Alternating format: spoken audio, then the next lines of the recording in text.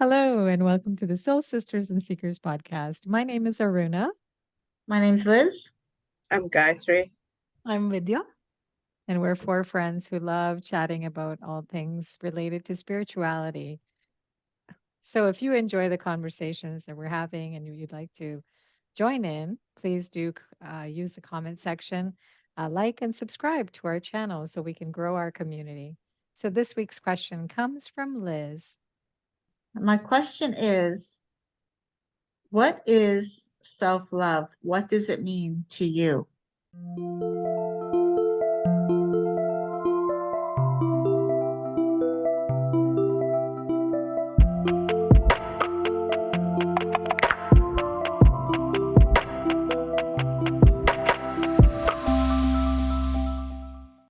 What is self-love? What does it mean to you? I'll start with my own definition.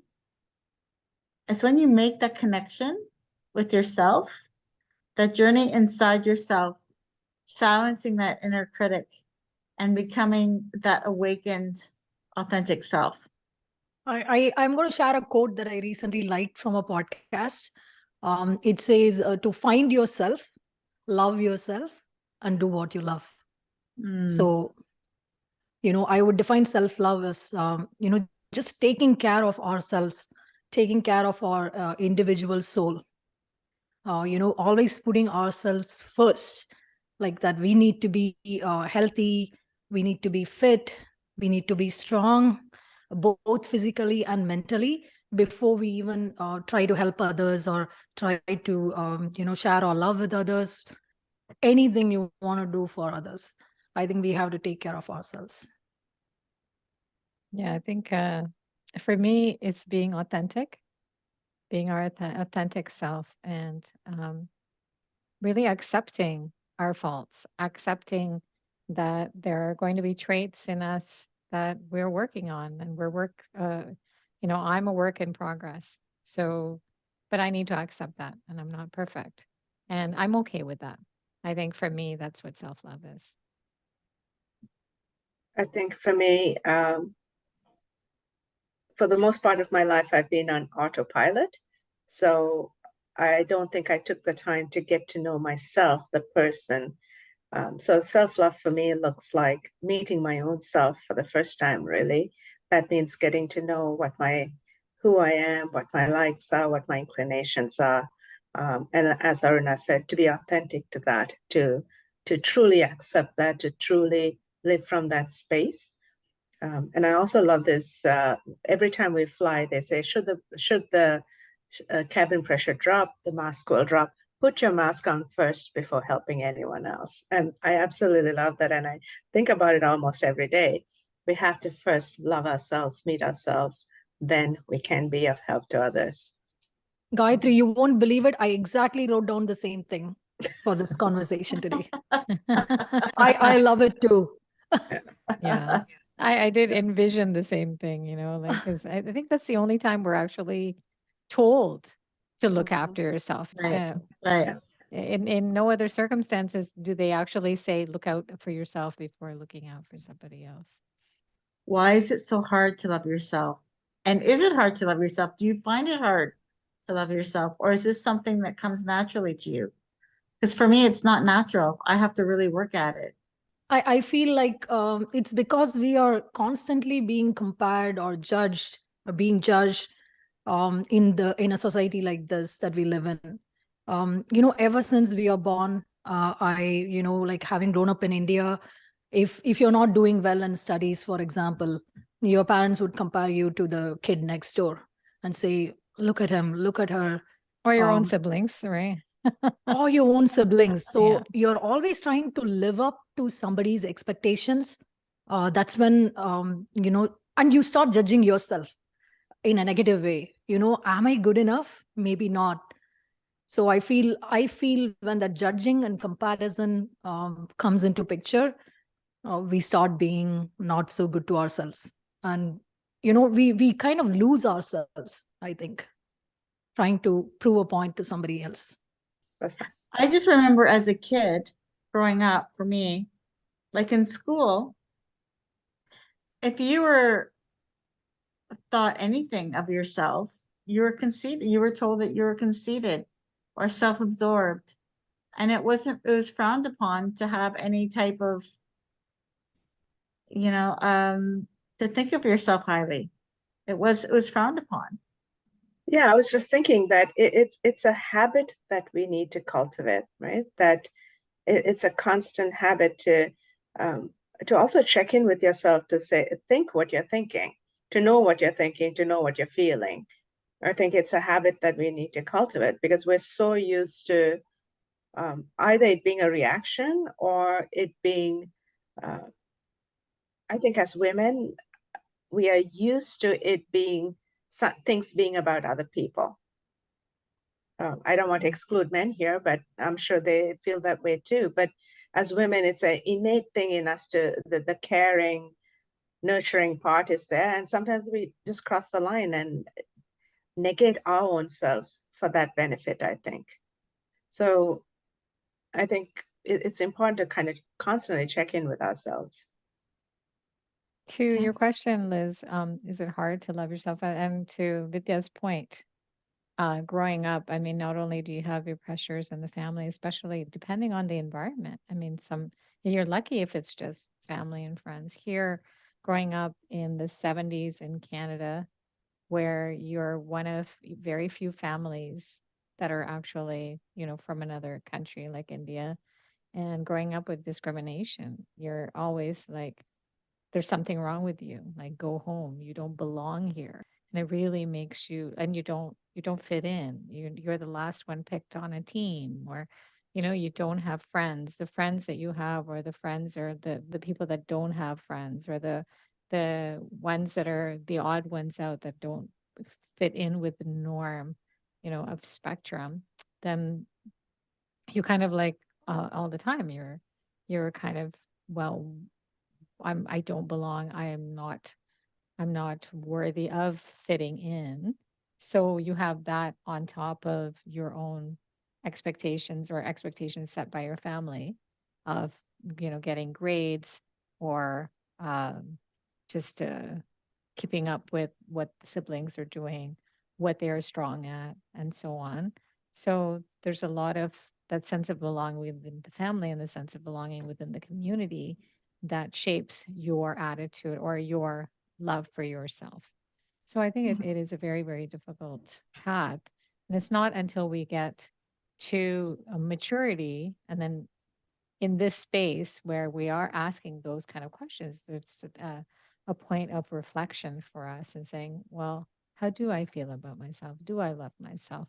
And it's been a journey. It's an evolution in self-love. It's an evolution of becoming self-aware. And as Gayathri mentioned, that finding yourself. So asking these questions, asking, how do you treat other people too? And are you able to love somebody else? Because sometimes when you don't love yourself, you reflect that and, treat other people poorly because you don't have that love for yourself. Yeah, this feeds in, the next question feeds into what you're saying is, can you put yourself first? And we're talking about putting ourselves first without guilt.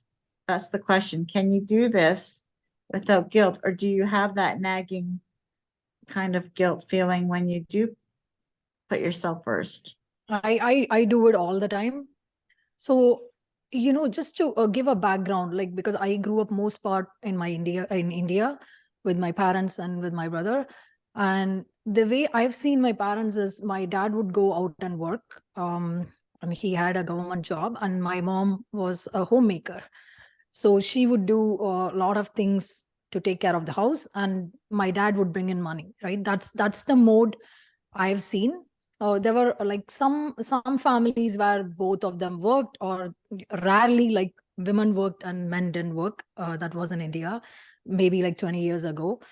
So having seen that, and when we grew up and studied well, and we wanted to work, make a career for ourselves, I feel there is some level of self expectations. It's maybe not even coming from anybody else, but it's us, like, just putting pressure on ourselves. I feel like I want to do whatever my mom did, and I'm also doing whatever my dad did. And I don't want to, take it easy on both.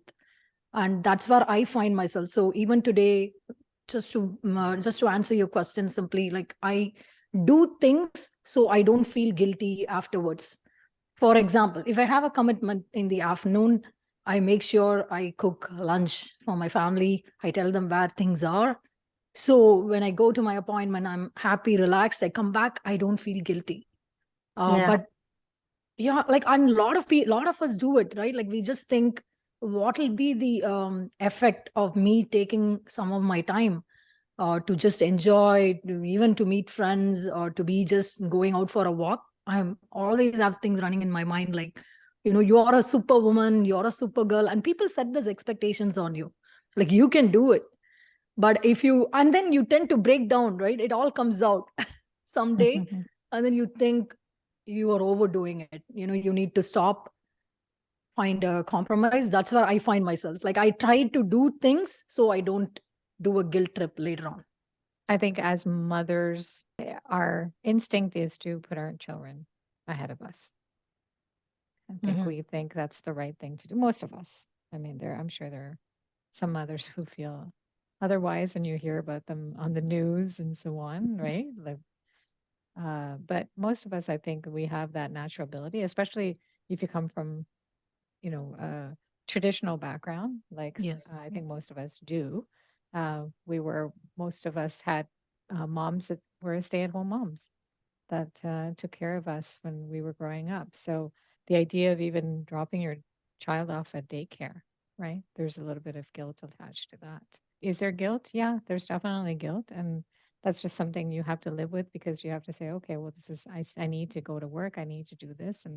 And it's something that later you kind of say, you know what, I do enjoy that and I do deserve that too, because you see that once you drop them off, that they flourish and they become independent and they make friends, and they don't, it's a positive effect on them, and it's a positive thing for you.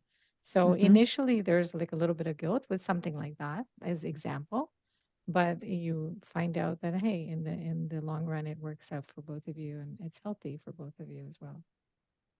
I think for me, I circumvent the guilt exactly by what you do, Vidya. Is I preemptively do everything Yes. that so that there's no change in what I expect of myself, and then I go do what I want. So, yeah. Yeah. But should we be doing that? No, I don't think so. I think, Yeah. I don't think so. I don't think we should be doing that. Not because of any sort of egoic reasons, but I think there has to be a balance in life. Right. Isn't that Right. kind of, it's a different example, I guess, in the sense that, like leaving your child at the daycare, to let them fend for themselves, and they have other support systems.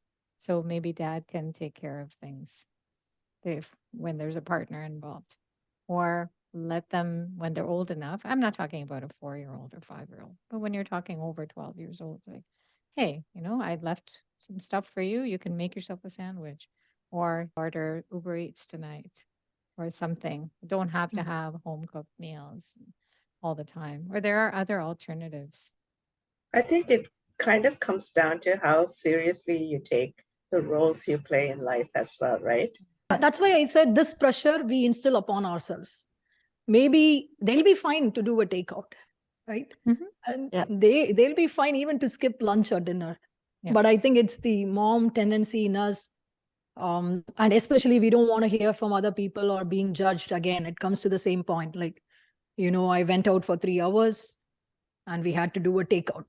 If somebody says it, it bothers us. They take us down to a guilt trip. We're talking only from a parenting perspective, right? Right. So if we if we leave the parenting part aside and we talk about just us as women, do we feel guilt in living our life? Like, is there an ability for us to truly live our life? Or do we still have to fit into roles and expectations? Let's leave the mother part out. I think we have to manage our time well. If I leave kids out of the equation, If I want to do things for myself, like I have to wake up early. For example, if I'm into yoga and meditation, and then I have to get my train to go to work. So you have to really do a time management there. What do we need to say to ourselves to stop comparing and judging ourselves? Do we judge ourselves too hard? And what do we say to ourselves instead of judgment? I think I really thought about this question too. Like, Yeah. if the moment we realize we are not the doer and the creator is living through our soul, I think we find ourselves unique. Then maybe we'll stop comparing ourselves with anyone. We don't feel the lack that we are lacking something all the time. We would just feel contented with whatever we came with in this life. That's what I think. And also society plays a big role. I want to bring in society again, because we are living with people. It's not just us always. Right. Yeah, I think negative self-talk is our biggest undoing. In the things that we say to ourselves, it's very important we say positive things to ourselves, and that we forgive ourselves for making mistakes, and that goes a long way in self-love. And we're so used to comparing ourselves, and oh, I don't know, it's subconsciously, I think we tell ourselves a lot of things that we don't need to tell ourselves. So I think it's really important to give ourselves more confidence and say, I'm going to try something new, or I'm going to try this. I'm going to do my best. And then whatever happens, happens. And if you don't succeed in whatever you're attempting to do, that's okay. So you have to just do your best, and you have to say, I'm just as good as anyone else. I am here for a reason, and just being. And we talked about just what is our purpose in life, going back to our last week's conversation. It's like I'm here and because I'm supposed to be here, and life is experienced through me. There's a divine force that's experiencing this particular karmic, what is the word, incarnation through me. And I'm going to enjoy this experience as much as I can. And I'm going to surround myself with the people that make me feel good, and so that they can kind of help me to grow as a person. So I think for me, for my whole life, really, I saw myself through the eyes of others. So my parents, my siblings, later on my spouse. So, and and of course my close friends. So that, I think, for me was detrimental, because I really didn't meet my own self from very early on. I just saw myself through, because my siblings are older as well, 7 and 9 years older than me. So I took on everything that my family told me about me. And a lot of times they were wrong. They were seeing me through their own perceptions. So for me, I'm in the process of meeting my own self, really, at this time in life. And I am hard on myself. I have been all my life, and I still am to a large extent. But so that's what I'm working on now, is to be okay with whoever I am and whatever I am. I tend not to compare myself to anyone, so I don't think that plays a role in my life, but I am hard on myself. So to answer your question then, Liz, is to be compassionate and to meet and understand. That's great. You guys answered all my questions. That was really nice. Unique answers to each and every one of us, and a different perspective on it. Yeah, thanks for the questions, Liz. Oh, you're welcome. Yeah, lots to think about, and I hope we're all on the journey of self-love. I think it's a work in progress. I think some days are better than others, and depending on the challenges we face, right? Yeah, Each I've day. definitely One I- thing I want to add is sometimes there's this notion that if you're spiritually inclined, that you don't pay attention to the person part of things. But I think it's equally important to look at yourself, and even while you're knee deep in spirituality. I think they go hand in hand. They should Sure. go hand in hand if you choose life. Yeah, especially if we live in communities and have families. Thank you, Liz, for the wonderful questions and for the lively discussion. So if you like what you hear, if anything we talk about resonates with you, if you have any questions that you'd like us to talk about on our podcast, please do write that in comments. We would love to grow this community of seekers. You don't necessarily have to be a sister, you can be a brother too. So we do welcome any comment, your involvement. So with that, I'll say have a great day. Namaste, everyone. Namaste.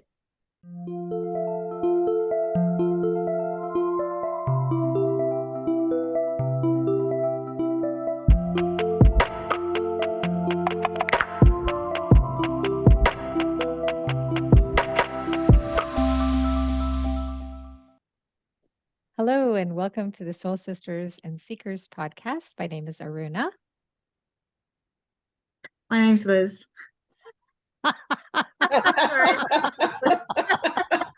We forgot this part. I was like looking at my question.